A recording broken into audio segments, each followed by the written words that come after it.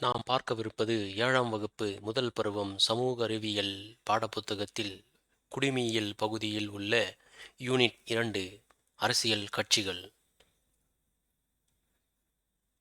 அரசியல் கட்சிகள் என்றால் என்ன? அரசியல் கட்சிகள் என்பவை தன்னார்வத்தோடு ஏற்படுத்தப்பட்ட தனிமனிதர்களின் அமைப்பாகும். இவை பரந்த கருத்தியல் அடையாளங்களோடு சில கொள்கைகளை ஏற்றுக்கொண்டு சமூகத்திற்கான திட்டங்களையும் நிரல்களையும் வடிவமைக்கின்றன. மேலும் அரசியல் கட்சிகள் மக்களின் ஆதரவை பெற்று தேர்தலில் வெற்றி பெறுவதன் மூலம் தமது கொள்கைகளை நடைமுறைப்படுத்துகின்றன. அவற்றின் அளவு, அமைப்பு மற்றும் கொள்கை ஆகியவற்றின் அடிப்படையில் வேறுபடுகின்றன. எந்த ஒரு அரசியல் கட்சியும் பின்வரும் 3 கூறுகளை கொண்டிருக்கும்: தலைவர், செயல் உறுப்பினர்கள், தொண்டர்கள். அரசியல் கட்சிகளின் முக்கியத்துவம். அரசியல் கட்சிகள் மக்களாட்சியின் முதுகெலும்பு எனலாம். அரசியல் கட்சிகள் முறையாக அமைக்கப்பட்ட அரசாங்கத்தின் ஒரு பகுதியாக இல்லாமல் அரசாங்கத்தை அமைக்கும் முக்கிய காரணிகளாக இருக்கின்றன. அவை பொது கருத்துக்களை உருவாக்குகின்றன. கட்சிகள் குடிமக்களுக்கும் கொள்கை வாக்களிப்பவர்களுக்கும் இடையே பாலமாக சேவை செய்கின்றன. கட்சியின் தேர்தல் அறிக்கை என்றால் என்ன? தேர்தலுக்கு முன்பான பரப்புரையில் வேட்பாளர்கள் தங்களது கட்சி ஆட்சிக்கு வந்தால் மேற்கொள்ளப்படும் திட்டங்கள், கொள்கைகளை அறிவிப்பார்கள். இதுவே கட்சி தேர்தல் அறிக்கை எனப்படும். அரசியல் கட்சியின் செயல்பாடுகளை இதில் கொடுக்கப்பட்டுள்ளது. நாம் கீழிருந்து மேல் நோக்கி பயணிப்போம். முதலில் அரசியல் கட்சிகளின் செயல்பாடுகளில் ஆட்சி அமைத்தல், அரசாங்கத்தை ஏற்படுத்தி இயக்குதல் ஆட்சி அமைத்தல் எனப்படும். பொதுவான கொள்கையை உருவாக்குதல். அடுத்து ஒருங்கிணைத்தல், சமுதாயத்தையும் அரசையும் இணைத்தல், தேர்ந்தெடுக்கப்படும் உறுப்பினர்களை ஒருங்கிணைத்தல். அடுத்த செயல்பாடு ஊக்குவித்தல், மக்கள் நலனுக்காக பல்வேறு திட்டங்களையும் கொள்கைகளையும் முன்வைத்தல்.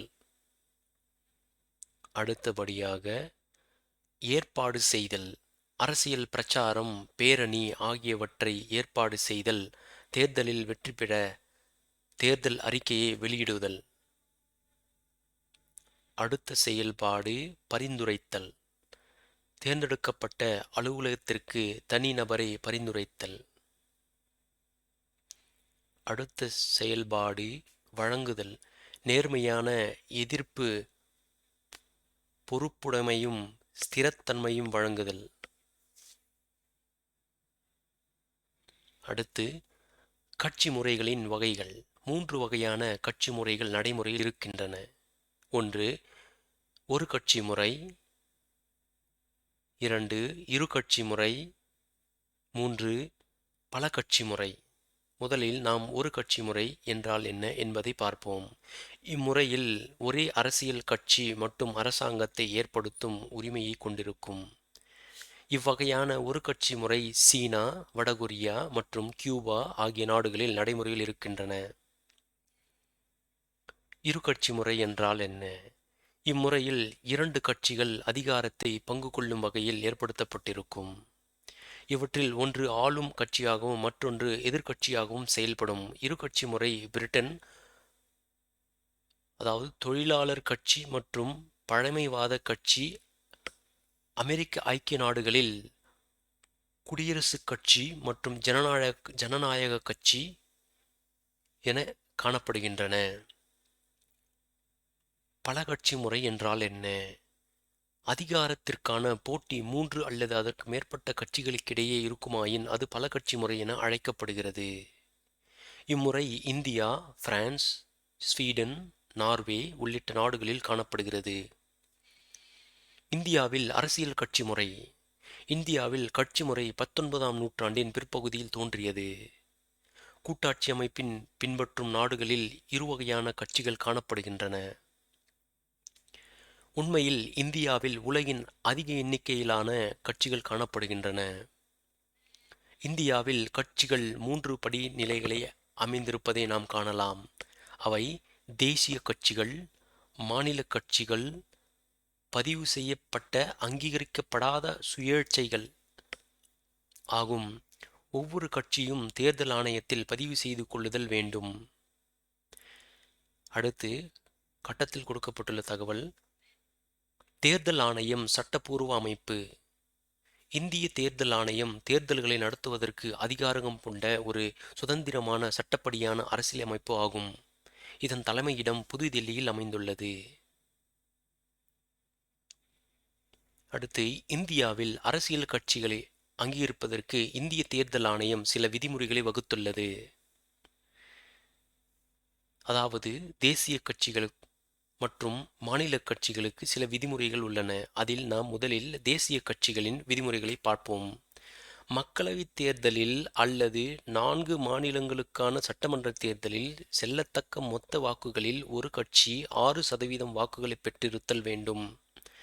அதாவது ஒரு கட்சியானது தேசிய கட்சியாக அங்கீகாரம் பெற வேண்டுமென்றால் 6% வாக்குகளை பெற்றிருத்தல் வேண்டும். அடுத்து ஒன்று அல்லது ஒன்றிற்கு மேற்பட்ட மாநிலங்களில் 4 மக்களவைத் தொகுதிகளில் வெற்றி பெற்றிருத்தல் வேண்டும். அடுத்து இறுதியாக நடைபெற்ற மக்களவைத் தேர்தலில் குறைந்தபட்சம் 3 மாநிலங்களில் 2% தொகுதிகளில் வெற்றி பெற்றிருத்தல் வேண்டும். இந்த நிபந்தனைகளை பூர்த்தி செய்யும் கட்சிக்கு தேசிய கட்சி அந்தஸ்து வழங்கப்படுகிறது. அடுத்து நாம் மாநில கட்சிகள் நிபந்தனைகளை பார்ப்போம். மாநில சட்டப்பேரவைக்கான தேர்தலில் செல்லத்தக்க வாக்குகளில் குறைந்தபட்சம் 6% வாக்குகளை பெற்றிருத்தல் வேண்டும். எனவே 6% வாக்குகளை பெற்றால் அக்கட்சியானது மாநில கட்சி, ஒரு மாநிலத்தில் மாநில கட்சி அந்தஸ்து பெறும். அடுத்து 25 தொகுதிகளுக்கு ஒரு மக்களவைத் தொகுதி அல்லது சட்டப்பேரவைத் தொகுதியில் குறைந்தபட்சம் 2 தொகுதிகளில் வெற்றி பெற்றிருத்தல் வேண்டும். அடுத்து மாநில சட்டமன்ற மொத்த தொகுதிகளில் 3% தொகுதிகளில் வெற்றி பெற வேண்டும். இந்த விதிமுறைகளை பின்பற்றும் கட்சிகள் மாநில கட்சி அந்தஸ்து பெறும். அடுத்து சுயேட்சை வேட்பாளர் என்பவர் எந்த கட்சியிலும் சேராமல் தானாக மக்களவை அல்லது மாநில சட்டமன்ற தேர்தலில் போட்டியிடும் நபர் ஆவார்.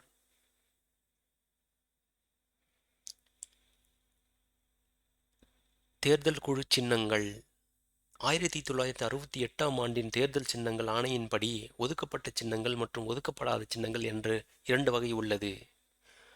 ஒதுக்கப்பட்ட சின்னம் என்பது அங்கீகரிக்கப்பட்ட அரசியல் கட்சிக்கு மட்டுமானது என பொருள்படும். ஒதுக்கப்படாத சின்னம் என்பது அங்கீகரிக்கப்படாத கட்சிகளுக்கு ஒதுக்கப்படும் சின்னமாகும். அடுத்து ஒரு அரசியல் கட்சியை தோற்றுவிப்பது எப்படி என்பதை பார்ப்போம். ஒரு அரசியல் கட்சியை தோற்றுவிக்க இந்திய தேர்தல் ஆணையத்தில் பதிவு செய்து கொள்ளுதல் வேண்டும். அதற்கடுத்து குறைந்தபட்சம் 100 உறுப்பினர்கள், அவர்கள் ஒவ்வொருவரும் வாக்காளர் அட்டையை கொண்டிருத்தல் வேண்டும். இறுதியாக கட்சி அமைப்பு குறித்த ஆவணத்தை கொண்டிருத்தல் வேண்டும். இந்த 3 நிபந்தனைகளை பூர்த்தி செய்யும் ஒரு கட்சியை, அதாவது ஒரு கட்சியை தோற்றுவிக்க இந்த 3 நிபந்தனைகள் பூர்த்தி செய்திருக்க வேண்டும். தேசிய சின்னங்கள் மற்றும் அவற்றின் முக்கியத்துவம். தேசிய சின்னம் என்பது அரசியல் கட்சிகளுக்கு வழங்கப்படும் அங்கீகரிக்கப்பட்ட சின்னமாகும். அது தேர்தலில் ஒரு முக்கிய பங்கினை வகிக்கிறது. தேர்தல் சின்னங்கள் வாக்காளர்களால் எளிதில் அறிந்து கொள்ளப்பட்டு நினைவில் வைத்துக் கொள்ள உதவுகிறது. விலங்குகளின் சின்னங்களை வழங்குவதை தேர்தல் ஆணையம் நிறுத்தியுள்ளது. விதிவிலக்காக யானை மற்றும் சிங்கம் ஆகிய சின்னங்கள் மட்டுமே வழங்கப்பட்டுள்ளன. தேசிய அளவிலான அங்கீகரிக்கப்பட்ட கட்சிகளின் சின்னம் நாடு முழுவதும் ஒன்றாக இருக்கும். இத்தகைய சின்னங்கள் வேறு எந்த கட்சிக்கும் அல்லது சுயேட்சை நபருக்கும் ஒதுக்கப்பட மாட்டாது. மாநில கட்சிகளுக்கு அந்த குறிப்பிட்ட மாநிலத்தில் பயன்படுத்துவதற்கு ஏதுவாக சின்னம் ஒதுக்கீடு செய்யப்படும். இதனை வேறு எந்த கட்சியும் அந்த குறிப்பிட்ட மாநிலத்தில் பயன்படுத்த இயலாது. ஆனால் பல்வேறு மாநிலங்களில் உள்ள மாநில கட்சிகள் தங்களது மாநிலங்களில் இதே போன்ற சின்னத்தை பயன்படுத்தலாம். உதாரணமாக மகாராஷ்டிராவில் சிவசேனா கட்சி ஜார்க்கண்ட் மாநிலத்தில் ஜார்க்கண்ட் முக்தி மோர்ச்சா ஆகிய கட்சிகள் வில் மற்றும் அம்பு சின்னத்தை பயன்படுத்துகின்றன. அடுத்து, தேசிய கட்சி மற்றும் மாநில கட்சிக்கு இடையே உள்ள வேறுபாடு ஒரு கட்டத்தில் கொடுக்கப்பட்டுள்ளது. முதலில் தேசிய கட்சி. தேசிய கட்சி என்பது இந்தியா முழுவதும் நடைபெறும் தேர்தலில் போட்டியிடும் அரசியல் கட்சியாகும். மாநில கட்சிகள் என்பவை ஒரு மாநிலத்திற்குள் நடைபெறும் பல்வேறு தேர்தல்களில் போட்டியிடும் அரசியல் கட்சியாகும். செகண்ட் பாயிண்ட், தேசிய கட்சி குறைந்தபட்சம் 4 மாநிலங்களில் வலிமை உடையதாக இருக்க வேண்டும். அதுவே மாநில கட்சி 1 அல்லது 2 மாநிலங்களில் வலிமை கொண்டதாக இருக்க வேண்டும். மூன்றாவது, தேசிய கட்சி தனக்கென பிரத்யேகமான சின்னத்தை நாடு முழுவதற்கும் கொண்டிருக்கும். மாநில கட்சி அங்கீகரிக்கப்பட்ட ஒரு சின்னம் ஒதுக்கீடு செய்யப்பட்டிருக்கும். ஆனால் மாநிலத்தில் இத்தகைய சின்னம் வேறு மாநிலத்தில் உள்ள கட்சிக்கும் ஒதுக்கீடு செய்யப்படலாம். நான்காவது, தேசிய கட்சி மாநில, தேசிய மற்றும் சர்வதேச விவகாரங்களை தீர்த்து வைக்கிறது. மாநில கட்சி மாநில நலன்களை வலியுறுத்துகிறது. அடுத்து, நினைவில் கொள்க, நவீன காலம் என்பது பெரிய சமூகத்தையும் அதிக மக்கள் தொகையும் கொண்டதாகும். கட்சி முறை என்பது நவீன காலத்தின் தோன்றலாகும். பரந்த பொது நலனோடு உள்ள ஒரு குழு தேர்தலில் வெற்றி பெற்று அரசாங்கத்தை கட்டுப்படுத்தவும் அதன் கொள்கைகளின் மீது செல்வாக்கை செலுத்தவும் முடியும். ஒரு நாட்டில் உள்ள கட்சிகளின் எண்ணிக்கை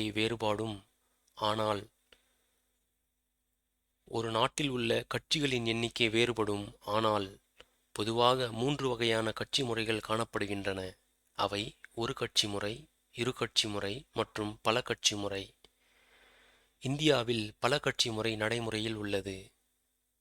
கட்சியில் உறுப்பினராக இல்லாத ஒருவரும் தேர்ந்தெடுக்கப்படலாம். அவ்வாறு தேர்ந்தெடுக்கப்படுபவர் சுயேட்சை உறுப்பினர் என அழைக்கப்படுவார். சுதந்திரமான நியாயமான தேர்தலை நடத்துவதற்கு தேர்தல் ஆணையம் பொறுப்பு வாய்ந்தது.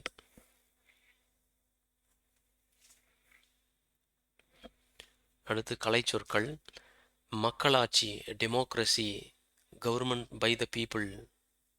தேர்தல் அறிக்கை, ஆங்கிலத்தில் எலெக்ஷன் மேனிஃபெஸ்டோ. இதன் விளக்கம், a public declaration of policies and aims by political parties. எதிர்க்கட்சி, opposition party, a party opposing to the other parties. கூட்டாட்சி அமைப்பு, federal system. System of government in which several states form a unity but remain independent in internal affairs.